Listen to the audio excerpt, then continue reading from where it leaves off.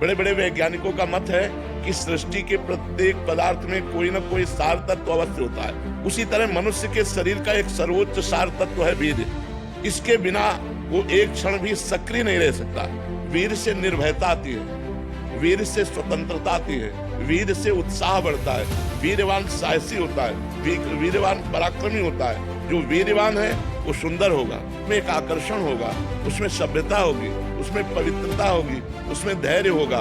कहने का सारांश है कि मनुष्य शरीर में वीर एक महाशक्ति है, जो इसका अधिक से अधिक संग्रह करता है वो उन्नति को प्राप्त होता है। मनुष्य जीवन का परम मूल, जैसे कोई महल बनता है, मकान बनता है, तो उसकी नींव मजबूत हो तो मकान बहुत अच्छा होता है। ऐसे हमारे सनातन धर्म में 4 आश्रम हैं।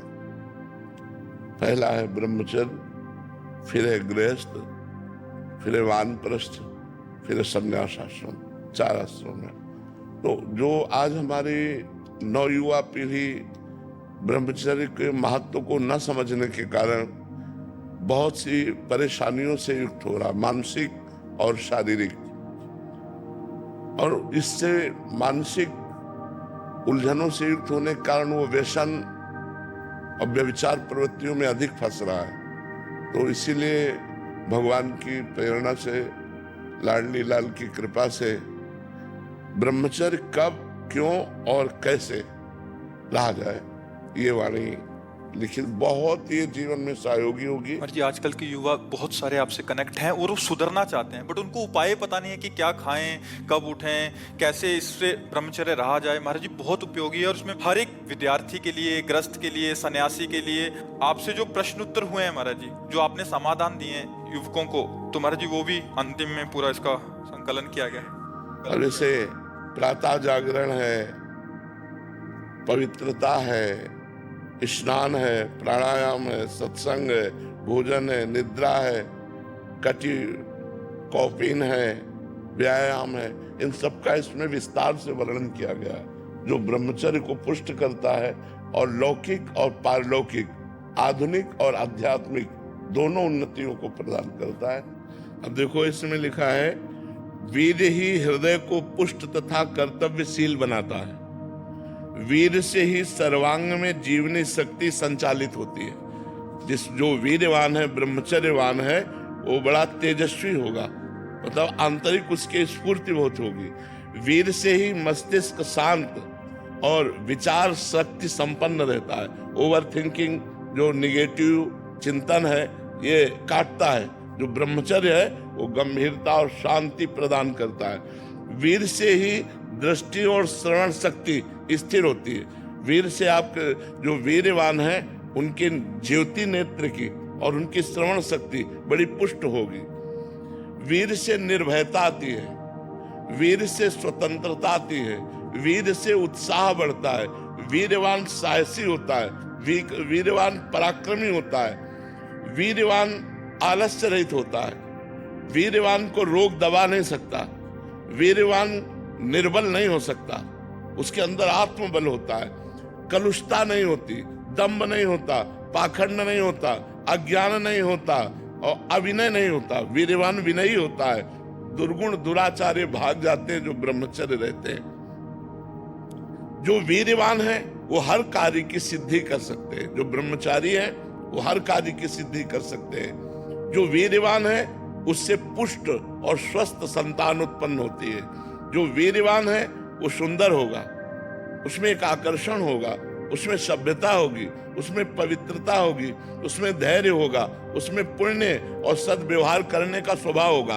वो जो कार्य करेगा वो पुण्यात्मक करेगा और सद्व्यवहार करेगा।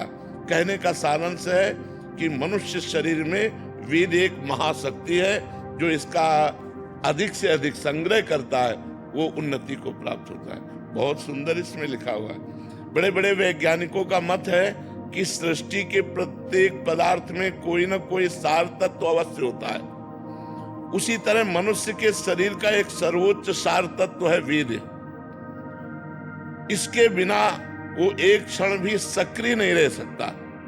तो जो व्यक्ति अज्ञान के कारण अपने वीर्य का क्षरण करता है, नाश करता है, उसमें बहुत से दोष उत्पन्न हो जाते हैं। ये बहुत सुंदर ग्रंथ है, बहुत सुंदर ग्रंथ है। ये जो सत्संग है हमारे, उन सत्संगों का इसमें संकलन किया गया है। इसमें ब्रह्मचर्य कब, क्यों और कैसे रहे। महाराज जी, इसमें जो प्रश्न उत्तर भी साधकों के साथ हुए हैं आपके, जो ब्रह्मचर्य के ऊपर पूछे हैं, चाहे स्त्री साधक ने है, वो भी उसका भी जो आपने उत्तर दिया है, बहुत सुंदर किया। बहुत अगले 15, 20, 25 दिन में इसका हम जनसाधारण के लिए प्रिंट आउट के लिए, हाँ बिल्कुल, बहुत सुंदर। इससे नौजवानों को बहुत लाभ मिलेगा।